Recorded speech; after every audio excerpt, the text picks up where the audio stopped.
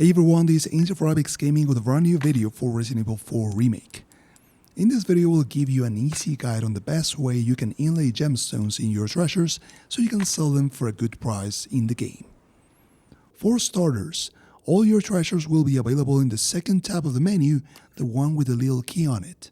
There are three kinds of treasures: gemstones, which can be one of 5 different colors and either 2 different shapes, normal treasures that can't be inlaid with gemstones, and the special ones which can be inlaid, and doing this will bump their value significantly.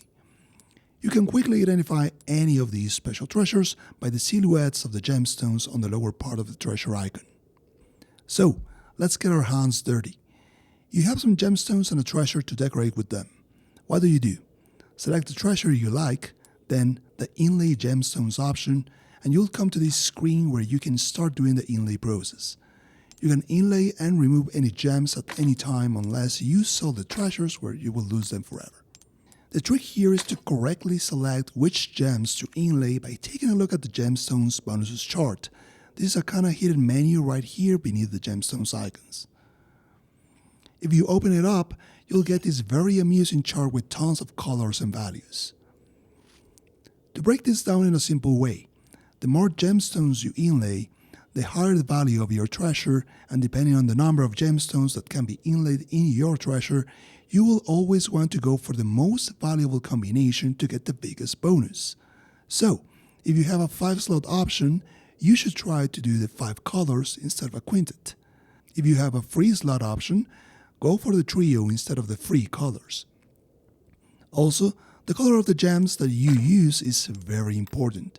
It's not the same to get a trio of yellow diamonds, which are 7,000 pesetas apiece, as a trio of rubies, which are valued at 3,000 pesetas each, affecting the overall final price of the treasure. So far, very easy, right? But the only rule I would like to throw in the table here is that you should only do this without compromising other gemstone combinations for other pieces. So if you have a trio of rubies, but this will break the 5 colors for a bigger piece further down the line, you should maybe reconsider which one is best for you.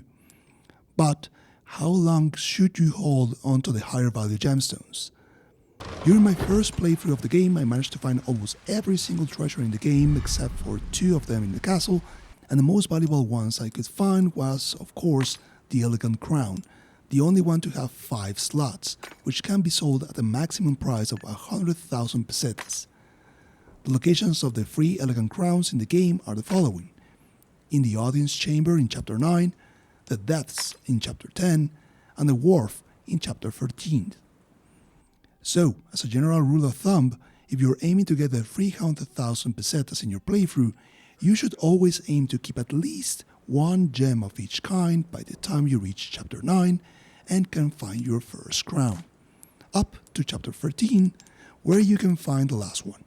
After that, do whatever you want with your gemstones so you don't miss any of the gear or upgrades for your weapons by turning them into cash. And that's it. That's the basic of using gemstones in Resident Evil 4 Remake so you can get a ton of cash and surprise your body, the merchant, at the same time. Stranger! Be sure to check out more Resident Evil 4 Remake videos that I will be uploading to this playlist right here as a progress for the game. But for now, I hope this was useful. Thank you for watching and keep enjoying the game.